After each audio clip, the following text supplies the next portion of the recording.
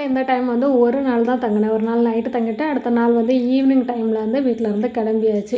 இந்த முறுக்கு வந்து சுத்து முறுக்கு அப்படின்னு சொல்லுவாங்க. எங்கள் ஊர் சைடு கிடைக்கும், இங்கேயும் கிடைக்கும். ஆனால் என்னவோ அம்மா வீட்டிலேருந்து எடுத்துகிட்டு வந்தால் கொஞ்சம் டேஸ்ட் அதிகமாக இருக்கிற மாதிரி எனக்கு ஃபீல் ஆகும். அப்புறம் கொஞ்சமாக கரம் மசாலாலாம் வாங்கிட்டு வந்தேன். இந்த பாக்கெட் வந்து 100 ரூபான்னு வாங்கினேன். இதில் கசகசா, பட்டை, ஏலக்காய் அப்படியே எல்லா ஐட்டமும் இருக்கிற மாதிரி. அப்புறம் கொஞ்சமாக தனித்தனியாக வந்து பட்டையெல்லாம் கவரில் வாங்கியிருந்தேன். இதெல்லாம் வந்து 20 ரூபா அப்படின்னு சொல்லியிருந்து. அதுக்கப்புறம் அன்னாச்சி பூ, அப்புறம் பே லீஃபு, கிராம்பு அந்த மாதிரி எல்லாமே நான் வந்து தனித்தனியாக சின்ன சின்ன பாக்கெட்டெல்லாம் வாங்கிட்டு வந்திருந்தேன்.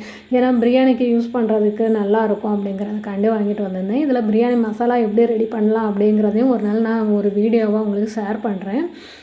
எனக்குலாம் வீட்டில் மசாலா அரைச்சி போட்டால் நல்லா டேஸ்ட்டு செம்மையாக இருக்கும். அதனால தான் வாங்கிட்டு வந்தேன் இதெல்லாம். அப்புறம் ஈவினிங் போல் டீ போட்டு அந்த முறுக்கை காஃபியில் போட்டு குடித்தாலே செம்ம டேஸ்ட்டாக இருக்கும். இது எங்கள் ஊர் சைடில் எல்லாருமே காஃபியில் போட்டு குடிப்பாங்க.